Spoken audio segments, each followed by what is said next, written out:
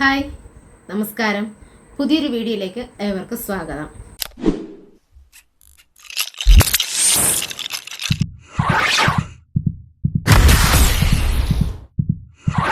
ഇപ്പോൾ രവി മോഹൻ്റെ ഇഷ്യൂ ആണല്ലോ social media മുഴുവനും. അപ്പോൾ ഇതിനെക്കുറിച്ച് ഗായിക സുചിത്ര ഒരു വീഡിയോ ഇട്ടിട്ടുണ്ടായിരുന്നു.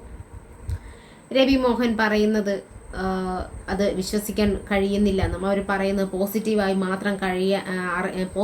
മാത്രം ചിന്തിക്കാൻ പറ്റില്ലെന്നും രവി മോഹൻ ഇപ്പോൾ മദ്യത്തിനും മയക്കുമരുന്നിനും അടിമയാണെന്നും അയാൾ എത്രയും വേഗം ഇഞ്ചക്ഷൻ വെച്ച് എത്രയും വേഗം ഹോസ്പിറ്റലിൽ കൊണ്ടുപോകണമെന്നൊക്കെയാണ് സുചിത്ര പറയുന്നത്. സുചിത്ര ഇതിനു മുൻപും വിവാദപരമായ ആരോപണങ്ങളൊക്കെ ഉന്നയിച്ചിട്ടുണ്ട്.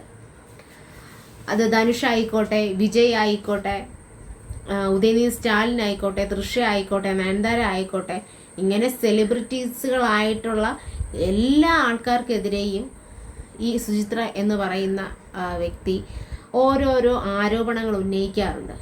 ഇതിനൊന്നും തെളിവുമില്ല. ഒരു തെളിവുമില്ലാതെ ഇങ്ങനെ എന്തിനാണ് ഇങ്ങനെ വന്നിരുന്ന് പറയുന്നത്? ഇപ്പോൾ പറയുന്നു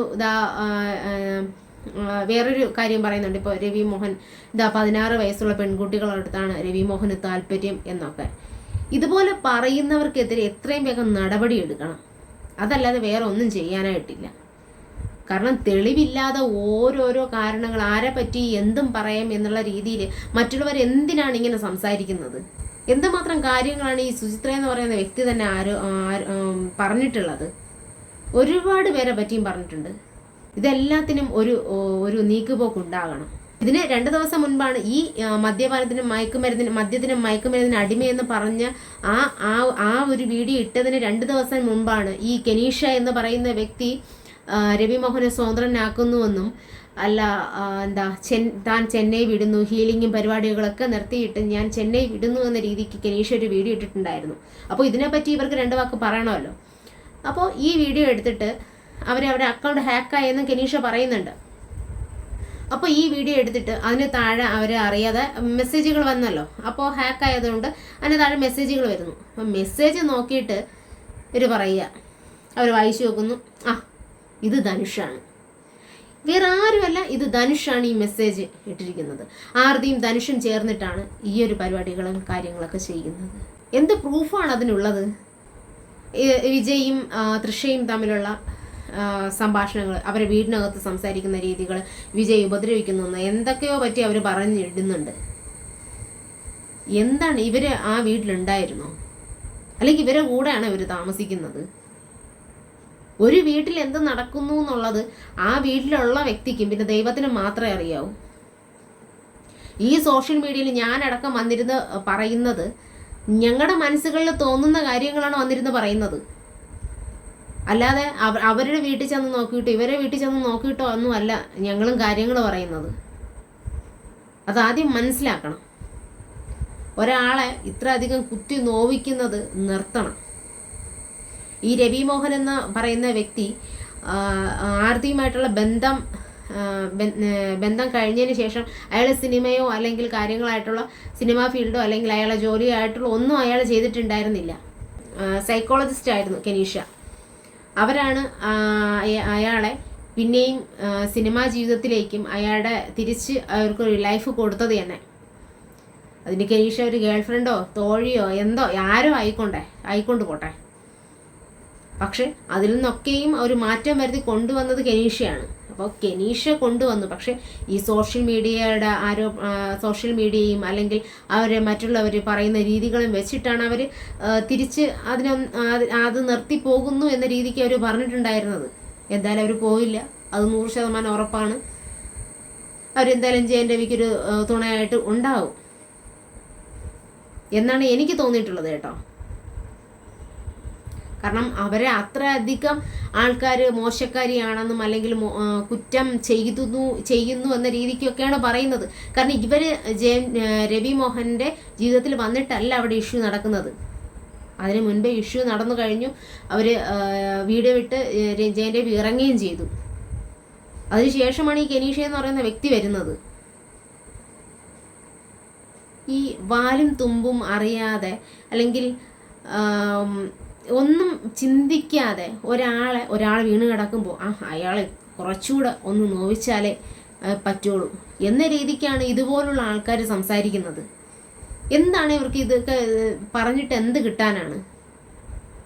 ഈ സുചിത്ര എന്ന് പറയുന്ന വ്യക്തി ഇതിനു മുമ്പും പറഞ്ഞിരുന്നു, വിജയ് യേശുദാസിന് അല്ലെങ്കിൽ താരങ്ങളുടെ അല്ലെങ്കിൽ ഗായകരായിട്ടുള്ളവരുടെ മക്കൾക്ക് അവസരങ്ങൾ കിട്ടുന്നുണ്ട്, ഇവരെ പോലുള്ള ഗായികമാർക്ക് അല്ലെങ്കിൽ ഇവരുടെ അമ്മായും അച്ഛനൊക്കെ ടീച്ചറാണ്, അപ്പോൾ ഞങ്ങളെ പോലുള്ളവർക്ക് അല്ലെങ്കിൽ ആ ഫീൽഡിൽ അല്ലാത്തവർക്ക് അവസരങ്ങളൊന്നും കിട്ടുന്നില്ല.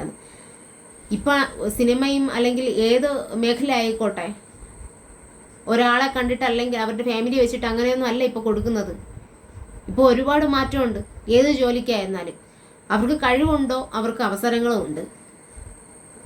വിജയ് യേശുദാസിന് പാട്ട് കിട്ടുന്നത് യേശുദാസിൻ്റെ മകനായതുകൊണ്ടാണ്. ശ്വേതാ മോഹന് പാട്ട് കിട്ടുന്നത് സുജാതയുടെ മകളായതുകൊണ്ടാണ്. ഇവർക്ക് എന്താണ് അവസരങ്ങൾ കുറഞ്ഞുവന്നത്?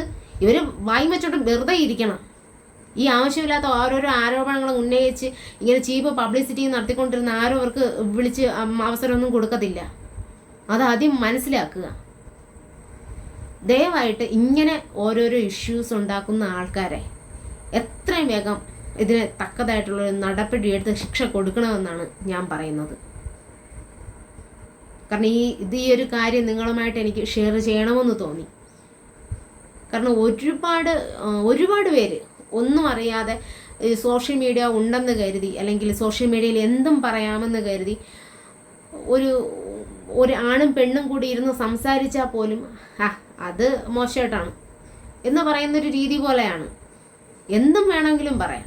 അപ്പോൾ സോഷ്യൽ മീഡിയ എന്ന് പറയുന്നത് ഈ കുറ്റങ്ങൾ അങ്ങോട്ടും ഇങ്ങോട്ടും പഴിചാരാൻ വേണ്ടി മാത്രമുള്ള ഒരു പ്ലാറ്റ്ഫോമായിട്ട് മാത്രം മാറരുത്. നല്ലതിനെ നല്ലതെന്നും മോശത്തിനെ മോശമെന്നും പറയണം, അതൊക്കെ ഞാൻ സമ്മതിക്കുന്നു. പക്ഷേ തെളിവില്ലാതെ പറയുന്ന കാര്യങ്ങൾ ആരും പറയരുത്. തെളിവുണ്ടോ ആ തെളിവ് കാണിച്ചുകൊണ്ട് നിങ്ങൾ പറഞ്ഞോ, അതിനൊന്നും ഒരു കുഴപ്പമില്ല. ഒരാളെ വീട്ടിൽ നടക്കുന്നതും ഒരാൾ അവിടെ അവരുമായിട്ട് അല്ലെങ്കിൽ അവർ സംസാരിക്കുന്നതും അപ്പോൾ സംസാരിക്കുന്ന കാര്യങ്ങളൊന്നും നിങ്ങൾ പറയുന്നതൊന്നും വിശ്വസിക്കാൻ ബുദ്ധിമുട്ടാണ്. കാരണം നിങ്ങൾ അവരുടെ കൂടെ അല്ലല്ലോ ഇരിക്കുന്നത്, നിങ്ങൾ അവരുടെ വീട്ടിലല്ലല്ലോ താമസിക്കുന്നത്, പിന്നെ എങ്ങനെയാണ് വിശ്വസിക്കുക? അപ്പോൾ ദയവായിട്ട് ഇതുപോലെ അല്ലെങ്കിൽ സുചിത്രയെ പോലുള്ള ആൾക്കാർ പറയുന്ന കാര്യങ്ങൾ ആരും തന്നെ അത് മുഖവിലേക്ക് എടുക്കാനും പാടില്ല. ഇതുപോലുള്ള സുചിത്രയെ പോലുള്ള ആൾക്കാർ പറയുന്ന കാര്യങ്ങൾക്കെതിരെ എത്രയും വേഗം ഒരു നടപടി എടുക്കുകയും വേണം.